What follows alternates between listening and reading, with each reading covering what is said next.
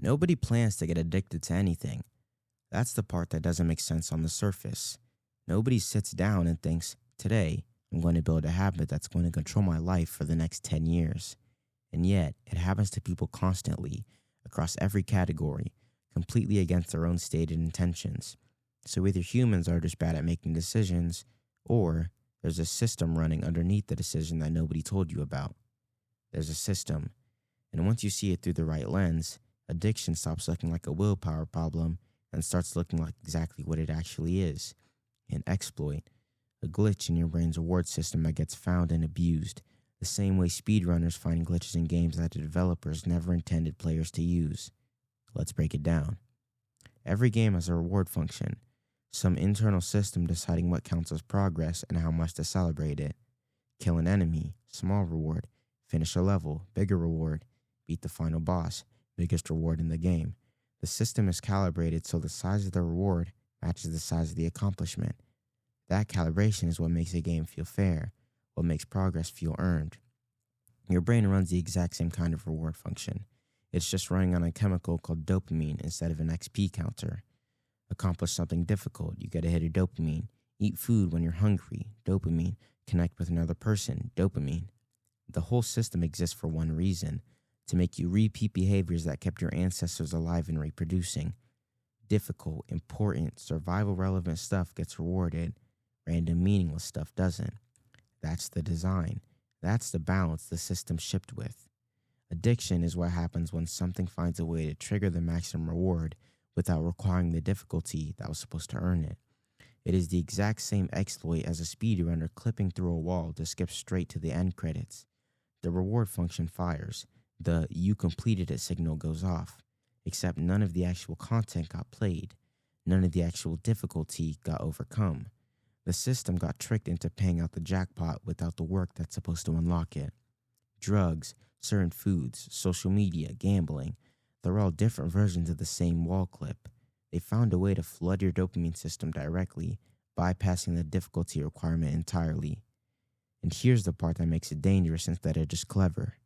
Once your brain's reward system gets hit with that level of intensity, repeatedly, with zero effort required, it stops responding properly to the normal stuff, the slow, difficult, legitimately earned rewards. Because why would it care about those anymore? It already knows where the unlimited jackpot glitch is. Here's where it gets worse, because addiction isn't just a one-time exploit. It's a system that actively recalibrates itself the more you use it. Picture a game where every time you win, the difficulty slider creeps up slightly. Not enough that you notice in any single match, but over 50 matches, 100 matches, you're suddenly playing on a setting that would have destroyed you when you started. That's called tolerance. And it's not your imagination. It's a measurable, mechanical process. The first time you experience an addictive trigger, whatever it is, your brain's reward system fires at full intensity because the system has never seen this input before and has no calibration for it. Maximum signal. But the brain is constantly trying to maintain balance, so it responds to that flood of dopamine by quietly dialing down its own sensitivity. Fewer receptors available to catch the signal, the volume knob gets turned down from the inside, which means next time, the same trigger doesn't hit as hard, so you need slightly more of it to feel the same effect. The difficulty slider moved, your brain adjusted, and you didn't get a notification telling you it happened. This is why addiction is almost never a straight line from tried it once to completely hooked. It's a slow ramp where each step feels barely different from the last one, but the cumulative distance traveled is enormous. Classic boiling frog mechanic, except the frog is your dopamine receptor count and nobody's checking the temperature. And here's the cruelest part of this specific mechanic. The tolerance buildup doesn't just affect the addictive trigger itself. It drags down your baseline sensitivity to everything. Food starts tasting less interesting. Hobbies that used to genuinely engage you start feeling flat. Normal social interaction stops generating the satisfaction it used to. The difficulty slider didn't just go up on one specific challenge. It went up on the entire game. Every reward in your life got quieter because one source got so loud, it broke the whole calibration system. Okay, so here's a mechanic that explains why just stop is genuinely terrible advice, even though it sounds simple on paper. In a lot of games, certain choices don't just affect your current state. They write permanently to your save file. You can change your build later, respect your skill tree, swap your equipment, but some events leave a mark on the save that persists no matter what you do afterward. A flag gets set, a variable gets changed, and it stays changed even if you never trigger that event again. Your brain does this with addiction. It's called neural pathway formation, and once it happens, it does not simply reverse when you stop the behavior. Every time you repeat an addictive behavior, the neural connections associated with it get physically reinforced. Stronger synaptic connections, a more efficient, more automatic pathway running from trigger to craving to behavior. The brain is literally rewiring itself to make that specific loop easier and faster to execute next time. This is the same mechanic that makes any skill improve with practice. Your brain doesn't know the difference when practicing piano and practicing addiction at the wiring level. Repetition strengthens the pathway. That's just how the hardware works. It doesn't have a separate setting for only strengthen good habits. So when someone stops an addictive behavior, even for months, even for years, the pathway doesn't get deleted. It goes dormant, inactive, but the wiring is still sitting there, more efficient than any new pathway you could build from scratch. This is why relapse can happen so fast and hit so hard after long periods of being clean. It's not the person being weak. It's not the addiction winning. It's a save file flag that got set years ago getting triggered again, and the pathway that fires is the same heavily reinforced superhighway it always was, not some weak, unused trail that needs to be rebuilt from nothing. You can't delete that save file. The wiring exists. What you can actually do is stop triggering it and build different pathways strong enough to compete for your attention instead. The old pathway stays. You just stop walking down it, and you build other roads that go somewhere better. Here's the mechanic that explains why addiction doesn't feel like a decision in the moment. It feels like something that happens to you. Every habit, addictive or not, runs on the same three-part loop. A cue triggers it, a craving follows the cue, a response satisfies the craving, and the loop completes and resets, ready to fire again next time the cue shows up. In a game, this is basically a scripted trigger event. You walk into a specific zone, a cutscene fires automatically. You didn't choose to trigger it in that exact moment. You just crossed an invisible line the developers placed on the map, and the game executed its program response without asking you for confirmation first.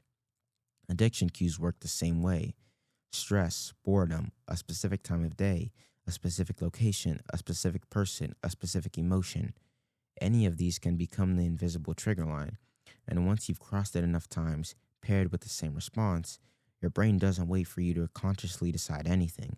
The craving just fires, automatically, before you've even registered what's happening. This is why people describe addiction as feeling like something happening to them rather than something they're doing. Because by the time the craving hits conscious awareness, the trigger already fired and the loop is already in motion. You're not making the decision to want it. The wanting already happened in the background, and what you're experiencing is the output of a process that ran without your permission. The actual leverage point isn't fighting the craving once it's already firing. That's like trying to stop a cutscene halfway through. You're working against momentum that's already built. The leverage point is identifying the cue itself and either avoiding it or rerouting what response gets attached to it. Same trigger zone on the map, different scripted event installed in its place. So here's the obvious follow-up. If addiction runs on understandable mechanics, shouldn't understanding the mechanics make it easy to beat? No, and this is worth being honest about instead of wrapping it in a tidy bow. Knowing exactly what makes a difficult boss fight work doesn't make the fight easy. It just means you understand why you're losing instead of being confused about it. You still have to execute. You still have to survive the mechanics in real time while they're actively trying to kill you, not just understand them in a theory from a guide you read beforehand. Understanding tolerance doesn't undo the tolerance that's already built. Understanding that a craving is an automatic response doesn't make the craving feel any less intense in the moment it's firing. Understanding the save file mechanic doesn't delete the pathway. What understanding actually does is take away the specific kind of suffering that comes from confusion. The version where you think something is fundamentally wrong with you, some unique personal weakness no one else has. Once you see the mechanics, you see that you're not broken. You're running the same system every human brain runs, and that system got exploited in the same way it gets exploited in millions of other people. That doesn't make the fight free. It just makes it a fight against the system instead of a fight against yourself. And those are very different fights to be in. One of them you can actually strategize against. So here's the full picture. Your brain runs a reward function designed to make difficult, important behaviors feel earned. Addiction is what happens when something finds a way to trigger the reward without the difficulty required to unlock it legitimately, the dopamine version of clipping through a wall. The difficulty slider quietly ramps up the more the exploit gets used, which is why it always takes more to feel the same effect over time and why everything else in life starts feeling quieter by comparison. The behavior gets written into a save file that doesn't delete when you stop, just goes dormant, which is why relapse can hit so hard and so fast even after real-time clean. And the whole thing runs on an automatic cue craving response loop that fires before you're consciously aware of it, which is why it feels like a choice and more like something that's happening to you. None of this makes it your fault. None of this means that it's easy to be either. It just means the thing you're up against has actual mechanics, actual rules, actual leverage points. And once you can see the system clearly, you can stop fighting blind. That's the whole game.